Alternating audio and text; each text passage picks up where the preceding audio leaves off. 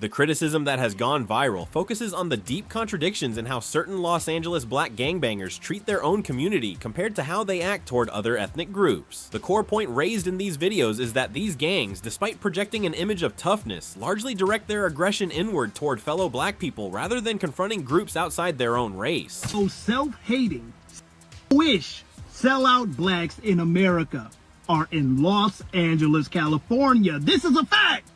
But when you redirect the conversation to the black gangs, oh man, they take it to a whole nother level. Like, they take the to the next level. Stories and examples were given to highlight how these behaviors have real and damaging consequences for ordinary law-abiding residents. People who are working jobs, paying taxes, and staying away from criminal activity often find themselves harassed or confronted while simply trying to go about their day. The aggression can be as petty as asking where you from in a neighborhood that they themselves have no real ownership of, or as destructive as actively extorting small black-owned businesses. The narratives reveal that many such gangbangers operate with a colonizer mindset, attempting to control who can move through certain areas or who can set up shop there, and they enforce this not with legitimate authority but through intimidation. Don't believe me? Well, look at this. I'm in cell like 4 at the time, so you know, I see I'm banging on everything. Only people I'm not banging on is white boys and Mexicans. You feel me? They not my people. We appreciate it. You know, thank you very much. It's regular that a nigga I'ma bang on everything black that I see. Well, that's just one person. Just because one person says that doesn't mean that, well, look at this. But what about the Serenos? They're pretty tough, aren't they? Yeah, we fuck with our Mexicans though.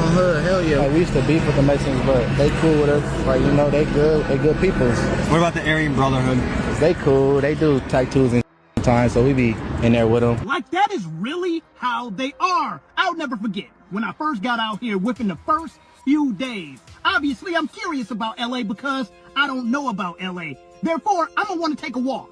And in the midst of taking this walk, I go to a park where it's hundreds of people. And while I'm at this park walking through it, a black SUV pulls up to the side of me talking about where you from. And it's full of Now, of course, I told them I'm from out of state, and they drove off. But afterwards, I thought about it like, damn, I'm the only black person out here. Why me?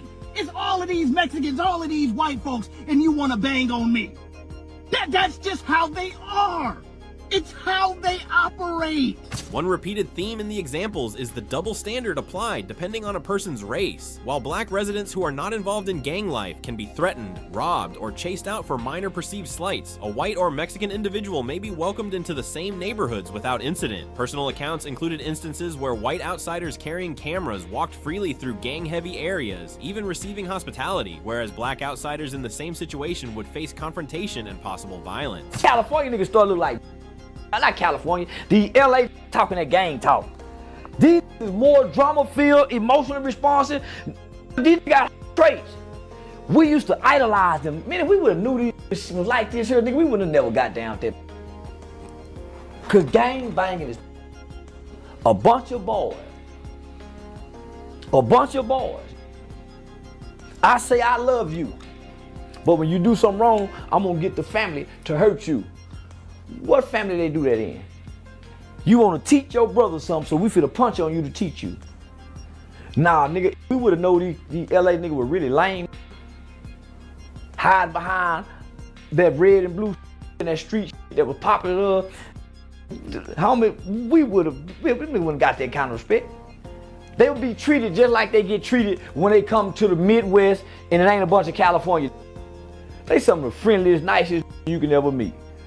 And they very understanding when they away from their block. They try to play tough and hard. But man, really, how much LA lame, homie. But when I find out them LA ain't nothing but a bunch of bullies and them ain't hard as we thought they was, they living off their reputation of gangbanging.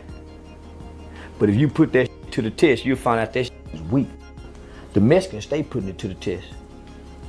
This discrepancy reflects a deeper pattern of selective aggression. The accounts point out that many black gangbangers go out of their way to avoid conflict with Mexicans or whites, showing a level of deference or fear that they never extend to people from their own racial background. The extortion of black-owned businesses is presented as one of the most damaging aspects of this culture. Entrepreneurs attempting to contribute positively to the community by opening shops, offering services, or creating jobs face an extra obstacle in the form of gangbangers demanding free goods, cash payouts, or special treatment. Refusal can lead to harassment of customers, vandalism, theft, and even physical harm. This makes it difficult for businesses to survive and creates a climate where aspiring owners may think twice before investing in these areas. What's notable is that when these practices are questioned, even some former gang members defend them under the idea of a community tax, framing extortion as a legitimate fee for operating in their neighborhood. This normalization of exploitation within one's own community further undermines economic growth and self-sufficiency. In addition to the physical and financial harm, the criticism also touches on a lack of loyalty within the gangs themselves. There are accounts of members watching their supposed allies face difficult situations without offering help, then running to the internet to gossip about what happened. This undermines any notion of solidarity or brotherhood that the gang culture claims to uphold. The idea that these individuals will turn on their own friends for online clout or petty satisfaction reflects a broader problem of disloyalty and internal betrayal. It also speaks to how social media has exposed many of the myths surrounding gangs. The tough, unified image collapses when confronted with real-life examples of cowardice, hypocrisy, and self-serving behavior. Another strong point made in these discussions is that black gang-affiliated podcasters and commentators will openly talk about and criticize issues within their own community, but will avoid discussing any negative situations involving Hispanic gangs. Even when high-profile incidents involving Hispanic gang members make the news, these podcasters refuse to name names or give detailed commentary. This silence is explained as fear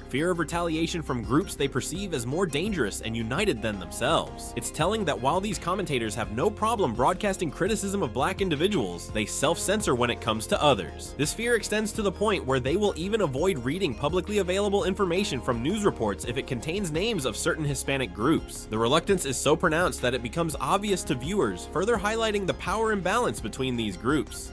Mexican gangs are described as being more disciplined and consistent in how they enforce their rules, applying the same standards regardless of race. The perception is that they do not hesitate to confront anyone, which earns them both fear and a certain respect even from their rivals. This stands in contrast to the selective targeting and avoidance seen among many LA black gangbangers. That selective approach, focusing hostility on their own while avoiding others, feeds into accusations of self-hatred and misplaced aggression. It also raises questions about the sustainability of such a dynamic. A group that continually damages its own community while showing deference to others may weaken its own position over time. The videos and commentary point to a deeper, systemic problem in the culture surrounding these gangs. By prioritizing internal conflict over external unity, they hinder any possibility of collective progress. The economic, social, and personal damage caused by this behavior is not limited to the immediate victims. It reverberates through the broader community. Businesses close, residents move away, and opportunities dry up, leaving behind environments that are more susceptible to poverty and further crime. In effect, the gangs become their own community's most significant obstacle, surpassing even the challenges posed by systemic racism or external discrimination. It's also important to note the role that perception plays in maintaining this cycle. Many of these gangs rely on a reputation built in earlier decades, when their activities may have been more focused on fighting outside threats or maintaining territorial control against other racial groups. Now, however, the exposure provided by social media and first-hand accounts reveals a reality that is far less admirable. Instead of being seen as defenders or protectors, they are increasingly recognized as opportunistic bullies exploiting the very people they should be standing with. This shift in perception weakens their standing among younger generations, who may see less value in joining or supporting such organizations. The core of the critique is not just about crime or violence, it's about the misdirection of that energy. The claim is that if these gangs directed their toughness and unity toward protecting and uplifting their community, they could be a force for positive change. Instead, their current actions ensure that fear, mistrust, and economic stagnation remain entrenched. The unwillingness to challenge other groups equally shows both a fear-based respect and a lack of true conviction in their own power. Without change, the pattern will continue, with the community suffering most from those who claim to represent it. The viral videos have struck a chord because they articulate what many have observed but not said openly, that the greatest threat to progress in these neighborhoods may not always come from the outside, but from within.